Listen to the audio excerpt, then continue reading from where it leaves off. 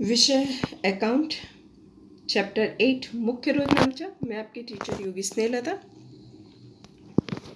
अब हम खाते का परिवर्तन का व्यवहार देखते हैं। किसी भी कारण से खाते में अंतशः या संपूर्ण रूप से दूसरे खाते से परिवर्तन करना होता है तो उसका लेखा मुख्य रोजनामचा में किया जाता है। एक खाता बंद हो और संपूर्ण दूसरे खाते में परिवर्तन हो तो उसका मुख्य रोजनामचा कैसे किया जाता है, यहाँ पे देखो। उदाहरण के तौर पे आकाश के चुकाई रुपये 5,000 धरती ने कबूल किया तो इसका रोजनामचा क्या बनेगा? आकाश खाते उधार और धरती खाते जमा, क्योंकि आकाश ने धरती को कबूल किया है, जो चुकाया है वो कबूल किया है। ठीक है, ये विवरण में हमारा लिखा जाएगा। दूसरा हमारा है वर्ष के अंत में आहरण खाता बंद करके पूंजी खाते परिवर्तित करने की प्रविष्टि है। तो पूंजी खाते उधार और आहरण खाते जमा, पूंजी खाते उधार और आहरण खाते जमा।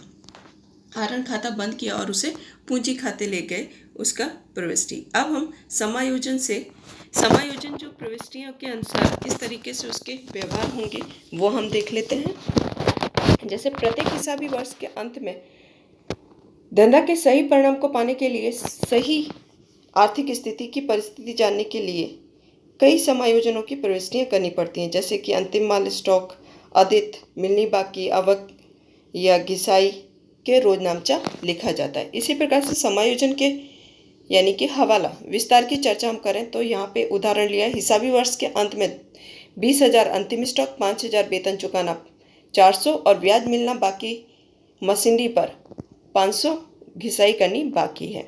अब इसका रोजनामचा लिखते हैं। पहला है अंतिम स्टॉक खाते उधार 20,000, व्यापार खाते जमा 20,000, क्योंकि अंतिम स्टॉक व्यापार खाते में जाता है इसलिए। अब वेतन की बारी में 31 तारीख वेतन खाते उधार 5,000, बकाया वेतन खाते जमा 5,000, मिलनी बाकी ब्याज 400 और ब्याज खाते जमा 400, घिसाई खाते उधार 500 और मशीनरी खाते जमा 500, यानी कि टोटल कितना हुआ? 25,900। हम जैसे पहले रोजनामचा लिखते थे, मुख्य रोजनामचा में ये जिसका रह गया है, क्योंकि इनकी प्रविष्टि नहीं होती है, इनकी कहीं प्रविष्टि मतलब इनका किसी खाते में दूसरे में असर नहीं दिखाया जाता, इसलिए जो है वैसे ही उनकी रोजनामचा लिख दी जाती है। भूल सुधार की जो प्रविष्टि है वो आर्थिक व्यवहार लिखते समय भूल नामा के हिसाबी वही में लिखा जाता है, यानी कि उन्हें भूल सुधार की प्रविष्टियां कहा जाता है।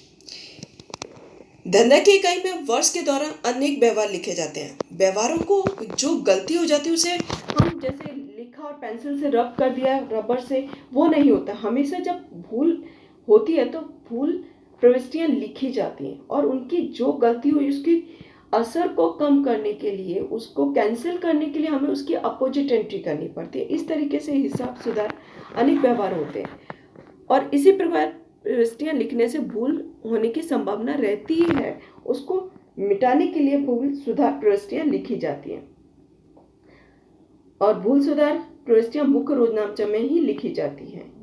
ठीक है, यहाँ पे स्टूडेंट्स जब हम भूल सुधार लिखते, ये अलग ही एक चैप्टर है जहाँ पे पूरे हिसाब के अंदर कोई भी मिस्टेक हुई है उसको सुधारने के लिए, उसको वापस से सही रूप देने के लिए, सही एंट्री करने के लिए वापस से उसका रोजनामचा लिखा जाता है और सही तरीके से उसे प्रस्तुत किया जाता है।